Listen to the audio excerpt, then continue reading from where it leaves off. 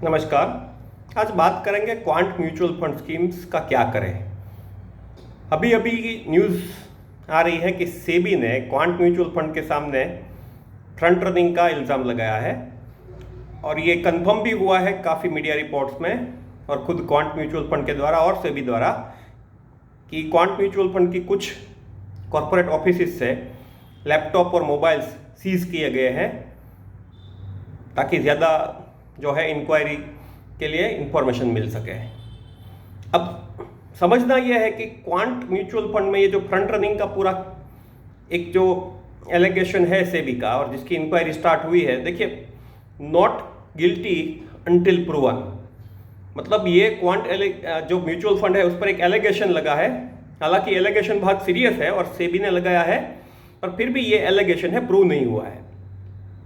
पर इससे जो है एक समस्या तो खड़ी होती है, क्वेश्चन मार्क तो खड़ा होता ही है। तो चलिए समझते हैं कि करना क्या है। तो पहले तो ये समझिए फ्रंट रनिंग है क्या। फ्रंट रनिंग एक ऐसा स्टेप है, मतलब एक ऐसा एक्शन है फंड मैनेजर का जिसमें कोई भी जो म्यूचुअल फंड का मैनेजर हो जो फंड को मैनेज कर रहा हो। अब देखिए, किसी भी फंड के पास आजकल अच्छी खासी रकम रहती है, तो अगर आप क्वांट म्यूचुअल फंड की ही बात करें तो उसके पास उसका जो AUM है वो 90 करोड़ प्लस, आज ही उसका AUM शायद 94,000 करोड़ टच हो गया है और हो सकता है कि वो 1 लाख करोड़ भी टच हो जाए। और जिस तेज़ी से वो बढ़ रहा है तो काफ़ी लोग उस पर पैसा लगा रहे हैं, क्योंकि क्वांट की जो स्कीम्स है वो काफ़ी सक्सेसफुल रही है पिछले 3-4 साल में। स्पेशली अगर आप मिड कैप और स्मॉल कैप कैटेगरी में देखें तो क्वांट जो है उसका जो रिटर्न है वो अपने कॉम्पिटिटर से बहुत ही अच्छा खासा आगे रहा है। तो होता क्या है कि जब एक फंड मैनेजर के पास बहुत सारा पैसा है, मतलब फंड कंपनी के पास है, पर फंड मैनेजर को पता है कि फंड जो है उसमें कौन से शेयर्स लेने वाले हैं। फॉर एग्जांपल, एक स्कीम कोई भी ले लेते हैं, XYZ कंपनी की स्मॉल कैप स्कीम या मिड कैप स्कीम। तो उसमें अगर फंड मैनेजर को पता है कि एक जो स्मॉल कैप कंपनी है उसके हम 10,000 शेयर लेने वाले हैं या 50,000 शेयर या बड़ी क्वांटिटी में शेयर खरीदने वाले हैं, तो फंड मैनेजर को पता ही है कि जैसे ही म्यूचुअल फंड कंपनी इतने सारे शेयर खरीदेगी उस कंपनी के, स्पेशली अगर स्मॉल कैप की बात करें, तो उसका जो प्राइस है वो बढ़ने वाला है। तो फंड मैनेजर क्या करता है कि वो कंपनी, म्यूचुअल फंड कंपनी जो ऑर्डर रखे उससे पहले अपने पर्सनल अकाउंट में या अपने रिलेटिव्स के अकाउंट में या अपने कुछ दोस्तों के थ्रू उन शेयर्स को मार्केट से खरीद लेता है। और जब म्यूचुअल फंड कंपनी खरीदे ये शेयर अपने म्यूचुअल फंड स्कीम के लिए, तो ऑब्वियसली फंड मैनेजर ने वो कम प्राइस पे खरीदेंगे क्योंकि उसने पहले खरीद रखे हैं। और जब म्यूचुअल फंड कंपनी बहुत सारा पैसा उस पर लगाएगी, बहुत सारे शेयर खरीदेगी, तो उस शेयर के प्राइस जो है वो सब्सटेंशियली बढ़ेंगे। और तब जो फंड मैनेजर है वो क्या करेगा, उसने अपने रिलेटिव्स या फ्रेंड्स के थ्रू जो शेयर खरीदे थे उसी कंपनी के, उसको बेच देगा। तो इसमें वो क्या कर रहा है, आगे चल रहा है, फ्रंट रनिंग कर रहा है। इसलिए इस पूरे फिनोमिनन को फ्रंट रनिंग कहते हैं। ये फ्रंट रनिंग का जो मामला है वो पहले एक्सिस म्यूचुअल फंड में भी सामने आया था 2-3 साल पहले, और अभी जो है ये क्वांट म्यूचुअल फंड पर भी इसका इल्ज़ाम लगा है। तो अब सवाल यह है कि इसमें जो अगर आपका पैसा इन्वेस्टेड है तो आप क्या करें, अगर आप इन्वेस्ट करने का सोच रहे हैं तो क्या करें। तो एक चीज़ आप समझ लीजिए कि मैं यहाँ पर कोई सलाह नहीं दे सकता हूँ, मेरे पास वो राइट्स नहीं है। तो आपके पास क्या क्या विकल्प है और उसके क्या प्रोज एंड कॉन्स हो सकते हैं, मैं उसकी बात करूंगा। तो अगर हम क्वांट म्यूचुअल फंड की बात करें तो उनका जो इन्वेस्टमेंट स्टाइल है उसे काफ़ी हद तक मोमेंटम स्टाइल से भी हम कंपेयर कर सकते हैं, कि जहां पर वो एक शेयर को सस्ते भाव पे खरीदते हैं और महंगे भाव पे बेच देते हैं। उनका एंट्री और एग्जिट टाइमिंग बड़ा अच्छा रहता है, क्योंकि उनके जो एल्गोरिदम्स है उन्होंने सारी चीज़ें क्वांटिफाई कर दी है मार्केट में, जैसे कि इमोशंस को क्वांटिफाई कर दिया है, या मैक्रो इकोनॉमिक जो फैक्टर्स है, इन्फ्लेशन वगैरह, उसका क्या इंपैक्ट आएगा, इन सारी चीज़ों को उनका एक जो स्पेशल मॉडल है, एनालिटिकल मॉडल, उस एल्गोरिदम ने सारी चीज़ क्वांटिफाई कर दी है। तो उनकी जो टर्निंग है वो बहुत ज़्यादा है, वो शेयर खरीदते हैं, बेचते हैं, वो एक तरीके से ट्रेडिंग ही करते हैं। जबकि दूसरे फंड हाउस क्या करते हैं, फंडामेंटल्स देख के बाय और होल्ड, मतलब शेयर को खरीदे और लंबे समय तक होल्ड करते हैं। जबकि इनकी स्ट्रेटजी बड़ी अलग है, इनका पोर्टफोलियो टर्नओवर जो है बहुत ज़्यादा रहता है, ये खरीदते हैं और बेचते हैं। और उनकी स्ट्रेटजी पिछले 5 सालों में तो काफ़ी हद तक सक्सेसफुल रही है। तो अब सवाल यह है कि जब ये एलिगेशन आया सेबी का, तो उससे क्वांट में से क्या रिडम्पशन प्रेशर बढ़ा है? तो अगर हम फिगर्स देखें तो 1 से 1.5% का जो रिडम्पशन प्रेशर है वो उनकी स्कीम्स पर आया है, मतलब इतना कोई खास रिडम्पशन नहीं आया है। तो उससे जो क्वांट की स्कीम्स है उसमें लिक्विडिटी क्राइसिस होने के चांसेस बहुत कम है, क्योंकि क्वांट के पास बहुत सारे जो शेयर्स है वो उन कंपनी के हिसाब से वो लार्ज कैप शेयर्स पे लगे हुए हैं, उनका पैसा जो है। तो अगर इन्वेस्टर्स का रिडम्पशन का प्रेशर बनता है तो क्वांट जो है वो उनका पैसा पे कर पाएगा। उन्होंने ठीक ठाक लोन भी ले रखा है इसके लिए, और उन्होंने बैकअप भी लगा रखा है। उनका काफ़ी पैसा गोल्ड और सिल्वर में भी लगा हुआ है, टी बिल्स में भी लगा हुआ है, गवर्नमेंट बॉन्ड्स में भी लगा हुआ है। तो ओवरऑल अगर आप इन्वेस्टेड हो, तो अगर आप म्यूचुअल फंड इंडस्ट्री के बारे में जानते हो, तो फ्रैंकलिन टेम्पल्टन के डेट स्कीम्स में जो चीज़ हुई थी 3-4 साल पहले, उस टाइप की कोई लिक्विडिटी क्राइसिस होने के चांसेस कम है, ऐसा जो हमारे पास इंफॉर्मेशन है उससे लग रहा है। तो जो एग्जिस्टिंग इन्वेस्टर्स हैं उनके लिए मेरी सलाह यह है कि आप हड़बड़ी में कोई डिसीजन ना लें। आपको रिडम्पशन करना है तो आप कीजिए, पर पूरा अभ्यास करके कीजिए। क्योंकि एक चीज आप समझ लीजिए कि क्वांट पर जो फ्रंट रनिंग का इल्जाम लगा है वो एक मैटर अलग है, और क्वांट की जो इन्वेस्टमेंट थीसिस और स्ट्रेटेजी है वो अलग है, और वो अभी चल रही है। तो उससे क्वांट की जो इन्वेस्टमेंट स्ट्रेटेजी है उसमें कोई खास फर्क नहीं आएगा। तो क्वांट का जो इन्वेस्टमेंट का प्रोसेस है उसमें इस फ्रंट रनिंग के इल्जाम से कुछ फर्क नहीं पड़ता है। अब आगे जाके ये साबित होता है नहीं होता है, इससे सेबी क्या एक्शन लेता है, ये सारे जो है वो रेगुलेटरी फ्रेमवर्क्स के हिसाब से, रूल्स के हिसाब से सेबी डिसाइड करेगी, तो उस पर कुछ बोलना मुश्किल है।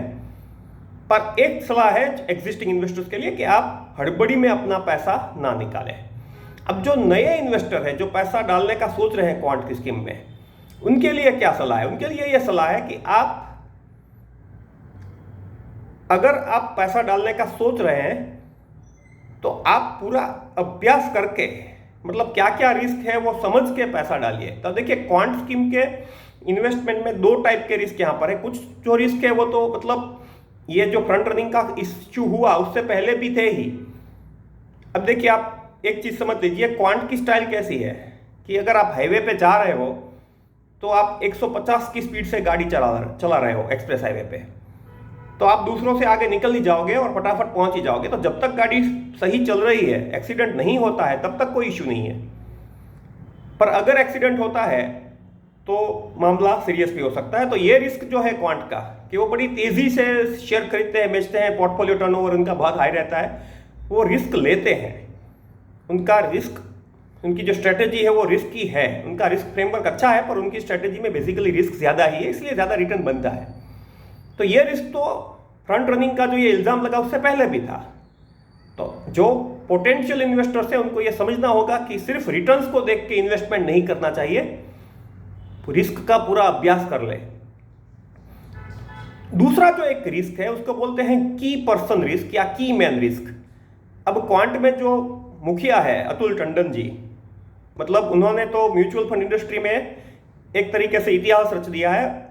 उन्होंने जो रूल्स ऑफ द गेम थे उनको चेंज कर दिया है। उनकी अलग ही स्टाइल है इन्वेस्टमेंट की, और वो हमने देखी है क्वांट में कि उनकी हर स्कीम में वो स्टाइल दिखती है। पर समस्या यह है कि अतुल टंडन जो है वो स्टार फंड मैनेजर है। तो जो बड़े फंड हाउसेस होते हैं ना, जैसे अगर हम बात करें कि HDFC म्यूचुअल फंड था, या सॉरी है, तो HDFC म्यूचुअल फंड में जब स्टार फंड मैनेजर प्रशांत जैन ने छोड़ा, आज से करीबन 3-4 साल पहले, मुझे एग्जैक्टली याद नहीं है, पर 2-3 साल पहले जब उन्होंने रिजाइन किया तो लग रहा था कि HDFC की स्कीम्स का क्या होगा।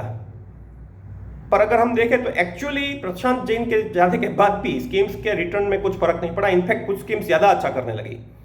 तो उसका मतलब ये नहीं है कि प्रशांत जैन गलत थे या HDFC फिर ज़्यादा अच्छा करने लगा। HDFC या कोई भी बड़ा फंड हाउस होगा, जैसे कि ICICI आपने ले लिया, SBI ले लिया, या कोई भी बड़ा फंड हाउस होगा, या कोई भी फंड हाउस जो प्रोफेशनल होगा वो प्रोसेस ड्रिवन, सिस्टम ड्रिवन होगा। उससे में किसी व्यक्ति के आने जाने से कोई फर्क नहीं पड़ेगा। जिसका बेस्ट एग्जांपल ये है कि प्रशांत जैन के जाने से भी HDFC म्यूचुअल फंड को कोई फर्क नहीं पड़ा। अब क्वांट जो है वो एक छोटा फंड हाउस है, रिलेटिवली इमर्जिंग फंड हाउस है। तो अगर अतुल टंडन जो है वो अगर कुछ इधर उधर होते हैं या उनके साथ अगर कुछ होता है तो पूरे जो फंड हाउस जो है उसकी रेप्यूटेशन और स्कीम्स के परफॉर्मेंस पर सीधा असर आ सकता है। तो जितने लोग क्वांट में इन्वेस्टेड है, क्वांट म्यूचुअल फंड की किसी भी स्कीम में, या क्वांट में इन्वेस्ट करना चाहते हैं क्वांट म्यूचुअल फंड की किसी भी स्कीम में, या उनको याद रहना चाहिए कि दूसरे जो रिस्क है, मतलब जो एग्रेसिव स्टाइल ऑफ इन्वेस्टिंग वगैरह, उसके अलावा की पर्सन रिस्क इस म्यूचुअल फंड हाउस में अभी भी मुझे दिख रहा है। और अगर अतुल टंडन इस फंड हाउस को छोड़ेंगे, ऐसा कोई चांस लग रही ना है, पर फिर भी अगर वो छोड़ते हैं तो उससे इन्वेस्टर्स को ये याद रखना होगा कि रिटर्न्स पर असर आ सकता है। क्योंकि क्वांट म्यूचुअल फंड जो है वो एक प्रोफेशनल फंड हाउस तो है ही, इसमें कोई सवाल नहीं है, पर अगर हम उसको अगर किसी बड़े फंड हाउस से कंपेयर करें तो अभी भी उसके जो सिस्टम्स या प्रोसेसेस है वो इतने नोन नहीं है, या अभी भी जो है वो क्वांट जो है वो एक इमर्जिंग फंड हाउस है, तो उसमें ये की पर्सन रिस्क तो रहता ही है। तो मोटे मोटे तौर पर अगर हम समराइज करें पूरे डिस्कशन को, तो अगर आप इन्वेस्टेड हो तो आपको रिडम्पशन करने के लिए कोई जल्दी करने की जरूरत नहीं है, पर सिचुएशन पर नजर रखें। आपको समझ में नहीं आता है तो किसी आपके एडवाइजर या ज्ञानी व्यक्ति से थोड़ा समझ ले कि क्या चल रहा है और फिर डिसीजन ले, पूरा मामला समझ के डिसीजन ले, हड़बड़ाहट में अपने डिसीजन को रिडम्पशन ना करें। सेबी आगे क्या करेगा इस फ्रंट रनिंग के एलोकेशन का वो कोई नहीं कह सकता, और उसका असर क्या आएगा वो कोई नहीं कह सकता। पर अगर हम प्रेसिडेंट देखें तो आप 2 साल पहले या 3 साल पहले जो एक्सिस में हुआ था अगर आप देख लो तो आपको उससे कुछ आइडिया आ सकता है। और जो लोग आने की सोच रहे हैं उनके लिए भी सेम सलाह है जो एग्जिस्टिंग इन्वेस्टर्स के लिए है कि भाई आप भी क्वांट की जो इन्वेस्टमेंट स्टाइल है वो समझ लो, और जो क्वांट की इन्वेस्टमेंट स्टाइल है उसका इस फ्रंट रनिंग एलिगेशन के साथ कुछ लेना देना नहीं है। पर पोटेंशियल इन्वेस्टर्स को ये भी पैरामीटर या ये भी एंगल ध्यान में रखना चाहिए कि अगर वो इन्वेस्ट करने का सोचते हैं तो सेबी का जो डिसीजन है, अभी सेबी का जो एक एक्शन जो स्टार्ट हुआ है उसके क्या इंप्लीकेशंस आगे जाके हो सकते हैं। तो अगर आप इन्वेस्ट करना चाहते हो क्वांट में, अगर आप चाहते हो कि हाई रिटर्न के लिए आप एक रिस्क लो, तो आपको ये समझना होगा कि high risk doesn't always lead to high returns. हमको शेयर मार्केट में बोला जाता है ना कि हाई रिस्क हाई रिटर्न, वो गलत स्टेटमेंट है, वो अधूरा स्टेटमेंट है। हाई रिस्क मीन्स इधर हाई रिटर्न और हाई लॉस। तो आखिरी सलाह यही रहेगी कि आप क्वांट में अगर इन्वेस्ट करो तो उसकी एक आध स्कीम में ही इन्वेस्ट करो, ज्यादा मत करो। Don't expose yourself too much to any of the quant schemes and remain diversified in terms of the fund houses as well. दूसरे फंड हाउसेस की स्कीम में भी पैसा लगाए, किसी भी एक जगह कॉन्सेंट्रेट ना करें, जो कि एक थंब रूल है, यूनिवर्सल रूल है, ये सिर्फ क्वांट में लागू नहीं होता है। तो अगर आप इन्वेस्टेड हो या आप इन्वेस्ट करना चाहते हो तो मेरे हिसाब से इस वीडियो में से आपको कुछ माहिती मिली होगी। डिसीजन मैं आप पर छोड़ता हूं, इसका डिसीजन देने का या ओपिनियन देने का मेरा कोई अधिकार नहीं है। मैंने सिर्फ आपको प्रोज एंड कॉन्स बताया, सिनारियो बताया, और डेफिनेटली मैंने जो भी पढ़ा है या मैं जो भी जानता हूं इस पूरे वीडियो में मैंने अपना ओपिनियन दिया है, पर वो ओपिनियन प्रोज एंड कॉन्स के साथ दिया है, मैंने कोई डिसीजन या एडवाइस नहीं दी है। Okay, thank you very much. मुझे लगता है इससे आपको काफ़ी हद तक क्लैरिटी आएगी। Good night.